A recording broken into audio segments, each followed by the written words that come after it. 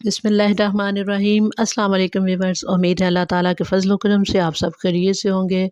तो अल्लाह ताला से मेरी दुआ है कि अल्लाह ताला आपको ढेरों खुशियाँ अता फ़रमाए और बेहतरीन नेमतों से नवाज़ता रहे अल्लाह रब्बुल इज़्ज़त।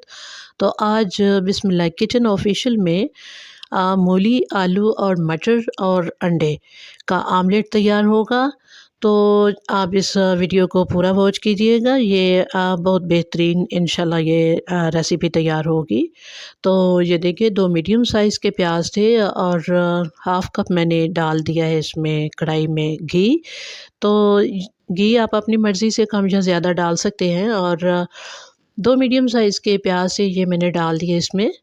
आप अपनी सब्ज़ी के लिहाज से आप डाल सकते हैं, कम भी डाल सकते हैं, ज़्यादा भी डाल सकते हैं प्याज। तो ये इनको मैं थोड़ा-सा फ्राई करूँगी, मीडियम फ्लेम है चूल्हे का। और इसमें चॉप किया हुआ अब मैं इसमें अदरक और लहसुन शामिल कर दूँगी।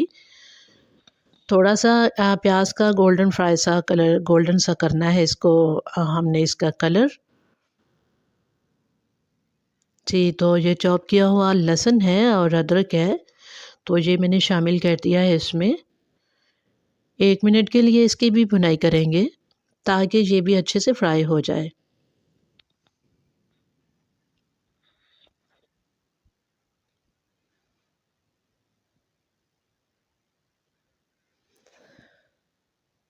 जी, तो 1 मिनट हो चुका है इसको फ्राई करते हुए और इसका भी काफ़ी हद तक कलर जो है चेंज होना शुरू हो चुका है। तो अब इसमें मैं डाल दूँगी स्पाइसेस वग़ैरह और सब्ज़ मिर्चें मैंने काट के रखी हुई हैं। तकरीबन 5 अदद सब्ज़ मिर्चें थी। ये मूली की सब्ज़ी में कोशिश करते हैं कि सुरख पिसी हुई मिर्च कम इस्तेमाल करें और सब्ज़ मिर्च का ज़्यादा इस्तेमाल करें। तो ये सब्ज़ मिर्चें हैं 5 अदद, इनको मैंने नाइफ़ की मदद से काट लिया था। इसी तरह इनको काटना है, इनकी पेस्ट जो है ना वो तैयार नहीं करेंगे क्योंकि ये एक ऑमलेट की तरह हमने बनाना है ना इसको, तो ये तमाम चीज़ें हमें नज़र आनी चाहिए ऑमलेट में, तो अच्छी लगेंगी देखने में।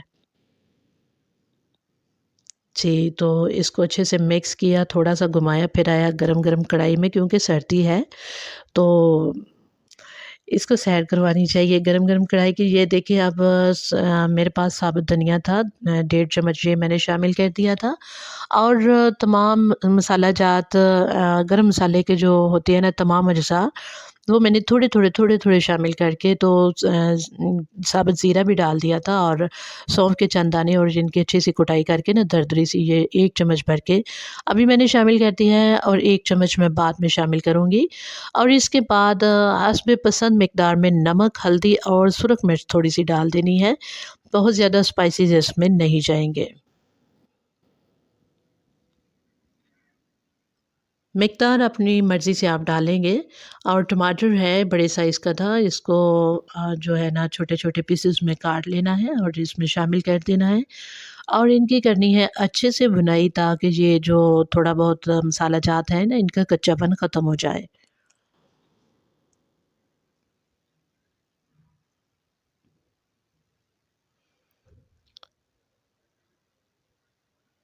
जी, इसके अच्छे से ये जो तमाम चीज़ें इनकी भुनाई करने के बाद इसमें थोड़ा-सा पानी डाल के मैं इसे फिर दोबारा से इसमें चम्मच चलाऊँगी और ये 4 अदद अंडे थे इनको मैंने फेंट लिया है, ये मैं शामिल करने वाली हूँ इसमें।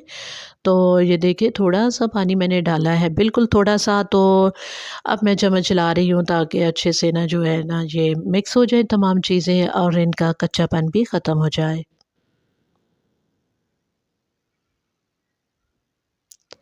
जी, तो अब माशाल्लाह काफ़ी हद तक इसकी बुनाई हो चुकी है। व्यूअर्स आप देख रहे हैं कि घी जो है अलहदा होना शुरू हो चुका है इससे। तो अब इसमें मैं शामिल कर दूँगी कटे हुए 2 अदद आलू और 4 अदद मूली थी जो जिनको मैंने ग्रेट कर लिया है। ये ग्रेट किए हुए आलू हैं, तो ये भी शामिल कर दिए और ये मूली है इसको भी डाल दिया है। अगर आलू आप स्किप करना चाहते हैं तो कर सकते हैं। और ये मूली का ऑमलेट बहुत हाज़मेदार होता है और मैदे के लिए बहुत अच्छा होता है। और इस तरह ग्रेट किए हुए आलू डाले और मूली डाल दी और मटर भी शामिल कर दिए क्योंकि मटर जो हैं वो जो है ना देखने में भी अच्छे लगते हैं और काफ़ी अच्छी लुक आती है इनके साथ डिश की, और ये खाने में भी बहुत टेस्टी से लगते हैं, तो ये शामिल कर जी, लेने तो ये चाहिए। मटर मूली के साथ इसमें में शामिल कर लीजिए तो अच्छा रहेगा। अगर आप स्किप करना चाहते हैं तो कर सकते हैं, आलू भी अगर स्किप करना चाहते हैं तो कर सकते हैं, कोई मज़ायका नहीं।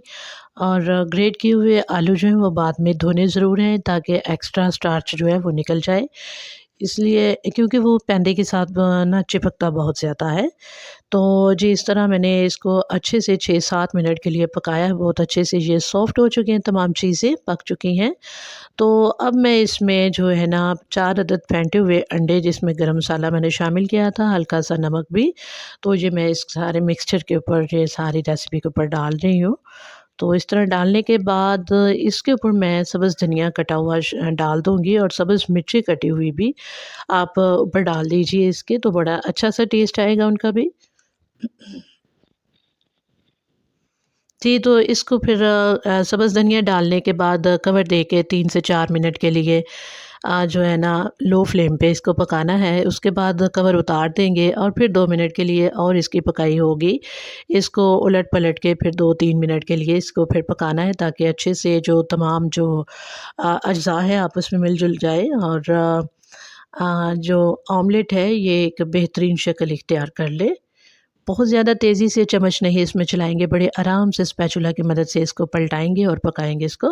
तो ये देखिए माशाल्लाह अल्हम्दुलिल्लाह कितनी बेहतरीन लुक इसकी, और ये हमारी आज की सादा-सी और प्यारी-सी रेसिपी तैयार हो चुकी है। ये बहुत फ़ायदेमंद है ये ऑमलेट, तो आप इसे ज़रूर बनाइएगा, ट्राई कीजिएगा। अंडे ज़्यादा भी आप शामिल कर सकते हैं। तो इसी के साथ इजाज़त चाहती हूँ। अल्लाह ताला आप सबको खुश रखे। तो इजाज़त दीजिए, अल्लाह हाफ़िज़।